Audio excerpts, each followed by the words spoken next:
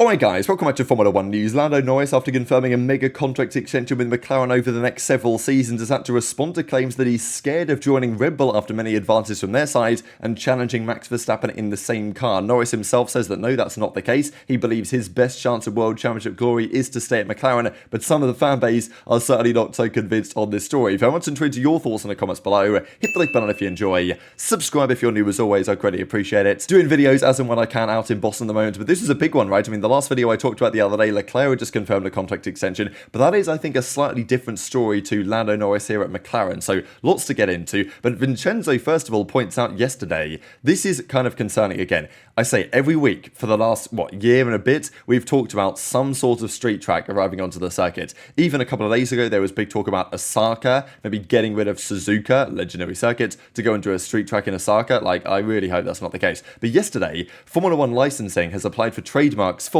Chicago Grand Prix, Formula 1 Chicago Grand Prix, Grand Prix of Chicago, and Formula 1 Grand Prix of Chicago. Now, this is, possibly related in, if you want to think optimistically here, if you don't like another street circuits, as I think most of us don't, if you want to think in that way, it's possible they're just doing this to prevent NASCAR calling their races the Grand Prix, so that they're going to trademark, Chicago Grand Prix, Grand Prix of Chicago, so NASCAR can't do that.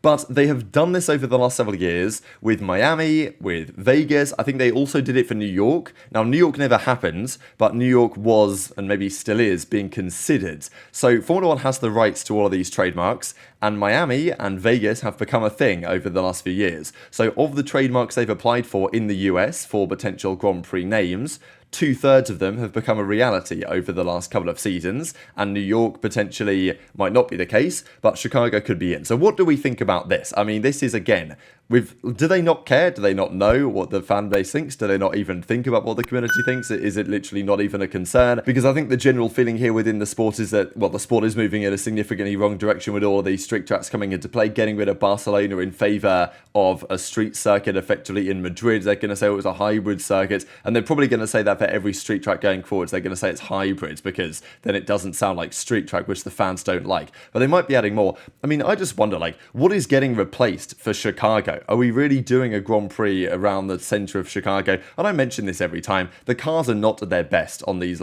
short 90-degree corners. They look so clumsy. It's not impressive like it is at the good tracks like Suzuka, that we might lose as well. And if Chicago comes in, are they going to do a fourth US Grand Prix? If Chicago replaces Miami, it's okay, whatever. I don't really care. Either way, I don't like Miami particularly. I'm probably not going to like Chicago particularly, but maybe they could do a good job like they did in Vegas. I don't know. But it's just another one of these things for the ages that just adds to the concern around the sport that they're moving in the wrong direction, and maybe they don't realize it, or they simply don't care. And then in a few years, they might realize the errors of their ways in some respects, when all of the legendary Formula 1 tracks with very short contract lengths, to be honest, because, the ones that pay the most money, they tend to get obscene contract lengths, which seems out of control to me. We even hear this from Barcelona, though, that they may be looking to stay on the calendar because they're looking to renew its F1 contract until 2032. So they would pay a lot of cash to make this happen. The rumour is that the 10-year deal at Madrid is worth about 500 million euros. So they're paying 50 million a year to get the event hosted there in Madrid. Barcelona can't really afford that, but they could potentially pay 30 to 35 million euros, which maybe might be enough for the pockets of F1 to say yes to, and it wouldn't be the Spanish Grand Prix. It would be, the Catalonia or Catalan Grand Prix or something like that, and it could coexist with Madrid on the calendar. Still seems kind of unlikely to me. I'd like to keep Barcelona. I would like to keep Barcelona instead of Madrid, but if we have to have both, I guess that's fine. But it's you can't just keep adding races endlessly. At some point, tracks have to disappear, as they are being, and as they will continue to do. And, Paul Ricard wasn't a great track, but that's now gone. Doesn't look likely to come back anytime soon. Of course, that's the French Grand Prix. And probably more to follow if this is any evidence to go by. But we have to talk about this McLaren at Lando Norris thing. So the last video I did a couple of days ago, we talked about the Leclerc contract extension and a couple of other things, but Lando's contract also was renewed. Another multi-year agreement here with McLaren. Now, again, they haven't said what exactly the contract length is, which I'm not exactly sure why. I know that Zach Brown said, well, we don't have to disclose it. Usually teams keep things under wraps. Usually they kind of do say something. It's kind of strange that they wouldn't. I don't really know why, okay, they don't have to reveal the information publicly and what they've exactly agreed, so other teams don't fully know what the circumstance is. But of course, as soon as this happens, immediately there's loads of speculation on exactly what it is. People looking into the wording and thinking, okay, well, it's like a multi-year extension, which sounds to me at least to 2027, 2028, possibly not quite as long as Leclerc's, which is rumoured up to 2029 with a couple of contract break clauses. Verstappen's, of course, is until 2028, and I don't imagine he's going to re-sign a new one anytime soon. And it's interesting, though, that both Leclerc and Norris taking themselves out of the driver market now, because this year is going to be a crazy year for drivers moving around. There's loads of free agent spots, and Norris and Leclerc would have been top targets. There is that second seat of Red Bull, which is going to be available at some point in the near future if they wanted to go there. And maybe even a seat at Mercedes over the next couple of years. Who knows what happens with Hamilton, right? But no, they've decided to say, you know what, guys, we're happy where we are, and we're going to commit to this project and believe this is the most likely team to get to a championship position. Now, I agree with that, I think, in the case of Leclerc. Staying at Ferrari, I think, makes sense. Seems to me Vasseur is really trying to build the team around Leclerc as the number one driver, and that might well be a recipe for success. And Leclerc is a, multiple pole sitter, multiple race winner with Ferrari.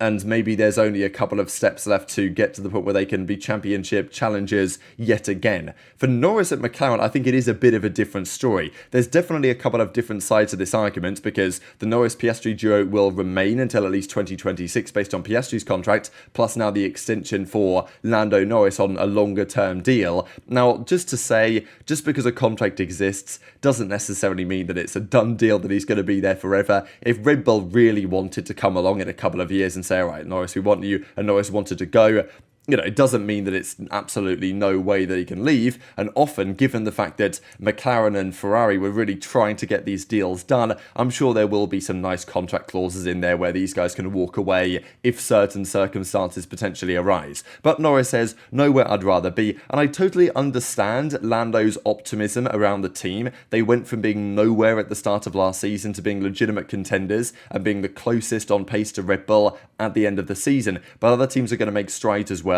I've always said it, that McLaren fundamentally, as a Mercedes customer team, will never be expected to beat them in the championship the way things presently stand. And I do get the optimism additionally because there is the new wind tunnel coming online, there's the new testing tools that are coming online which they haven't had for the last few years, which maybe make this situation different to 2021 because, after 2021, the progress they've made, you would have said, well, McLaren, here we go. Like, Lando's going to be a serious contender if McLaren keep improving because they were competitive relatively in 2021. But 2022 happened and it was back to square one effectively, right? So, just because they're making strides now doesn't mean they're going to be anywhere near competitive enough over the next couple of seasons to make Lando a championship winner. And even a race winner is the first port of call. I think this is why there are some concerns about this, is that, well, at least Leclerc's won races and had several pole positions with Ferrari. There's confidence that that's the place to be. Whereas for Norris, I do think there are questions on whether this is the best place to be to win a championship. But the community seems very much split on this discussion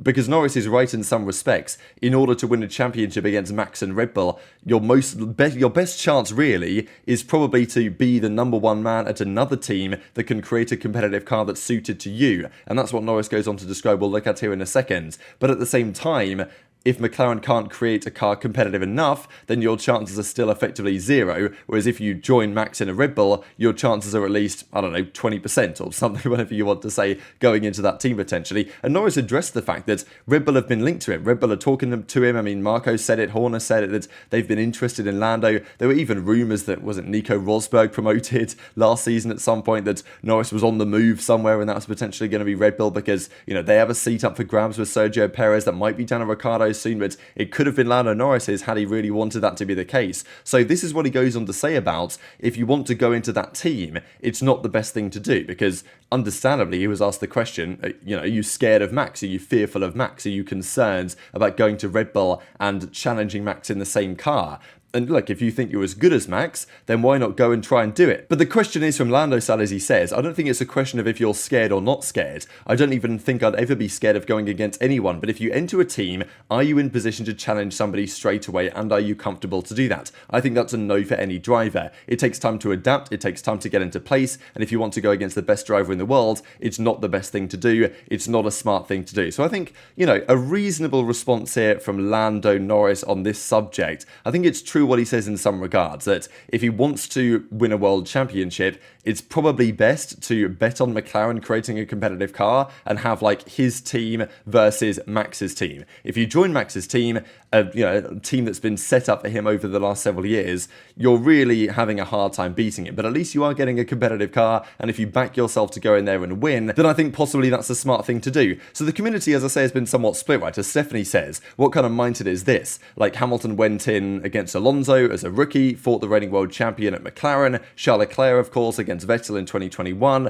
George Russell went up against the best driver in the history of F1, of course, you're talking about Hamilton here, just coming straight into a team. If you don't want to measure yourself against better drivers, how are you supposed to learn and grow? So I think it's definitely a conversation. I get it from Lando's side that looking at Red Bull, that team is, built for Max, it's built by Max as well in some regards, and it's not like the car is, people always talk, oh, the car's designed for Max and all this. In some respects it is. I mean, like, he makes the decisions, they listen to his feedback more than they do to Perez's feedback, for example, and if Lando wants to go in there, sure, it's a big challenge, but you don't want to go in there and get smoked. I mean, it's probably not going to be great for your career as well if that was the case, but it does give you the opportunity to win a championship in what is certainly going to be a competitive car. And this is the reason why the comparison between, Max, Charles, and now the Lando thing, I think are a little bit different, because at least Max was a multiple race winner with Red Bull. At least Leclerc is a multiple race winner with Ferrari. That's not the case for Lando, because as Daniel says, makes an interesting point, like, wow, Max, I can't believe you re-signed with Red Bull again in 2020 and, ducked fighting Hamilton in the Mercs before the new regs. I know that Red Bull is on the rise. Firstly, there was no offer necessarily from Mercedes